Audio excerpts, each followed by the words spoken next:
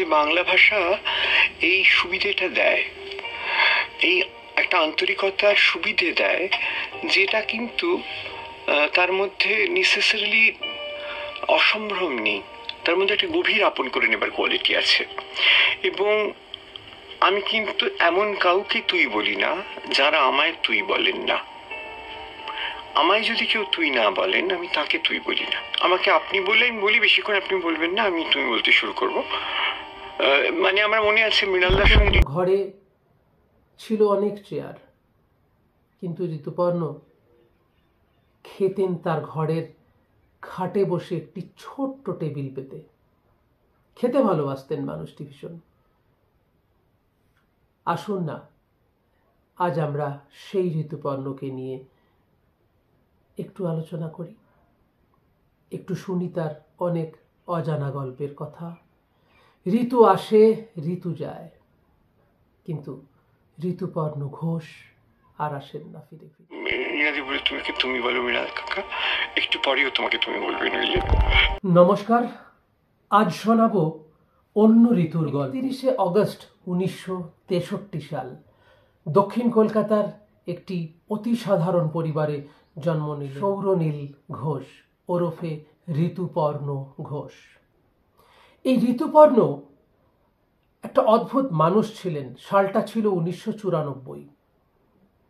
প্রথম আমার সঙ্গে দেখা হয় ঋতুপর্ণ ঘোষের। 19শে এপ্রিল ছবির শুটিং চলছিল তখন। তারপর 1995 ইন্টারন্যাশনাল ফিল্ম ফেস্টিভ্যাল অফ ইন্ডিয়াতে আমি মুখোমুখি হলাম আবার ঋতুপর্ণর। অনেক কথা, অনেক গল্প, সেসব স্মৃতি এখন আমার কাছে আজও অমলিন রয়েছে। ব্যক্তি ঋতুপর্ণ মানুষটা ছিলেন ভীষণ একাকিত্বের মোড়কে মোড়া একটি মানুষ। তার হয়তো অনেক স্টারডাম ছিল, অনেক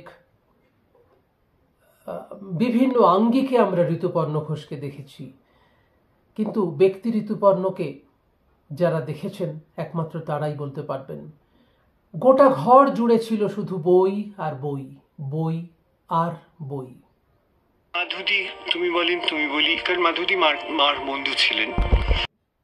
এই বইয়ের আলিঙ্গন ঋতুপর্ণকে যেন ভীষণ মুগ্ধ করত। দক্ষিণ কলকাতায় সেই তাসের ঘরটি আজও যেন তার ঋতুর জন্য অপেক্ষা করে আছে।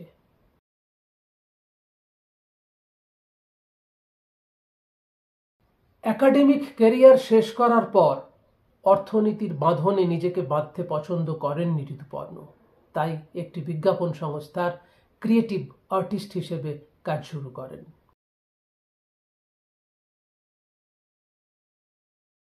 একটি নয়, দুটিও নয়, মোট 19টি জাতীয় পুরস্কার ছিল তার মুকুটের পালক হিসেবে। থেকে তিতলি, সত্যান্বেষী থেকে আবাহমান, একাধিক সিনেমা, একাধিক ছবি ছিল তার। বাড়িওয়ালা, অনেক অনেক সিনেমা। ব্যক্তি জীবনটা ততটা মসৃণ ছিল না, জানেন। ঋতুপর্ণ ঘোষের এই অকাল প্রয়াণ বাংলা সিনেমা জগতে কিন্তু একটা বিস্তীর্ণ ক্ষতির, একটা বিরাট ক্ষতি করে দিয়ে গেছে, একথা অনস্বীকার্য। এই সেই বিরল মুহূর্ত, গোটা ফিল্ম ইন্ডাস্ট্রি থেকে শুরু করে আপামর সাধারণ মানুষ, ঋতুপ্রেমীরা আছড়ে পড়েছেন তার বাড়ির সামনে। কফিনবন্দি দেহটা একবার ছুঁয়ে দেখতে চাইছেন সাধারণ মানুষ।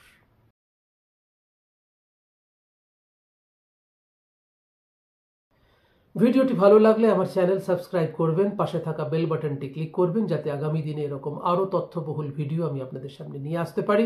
ভালো থাকুন, সুস্থ থাকুন, ঋতুপর্ণ ভালো থেকো।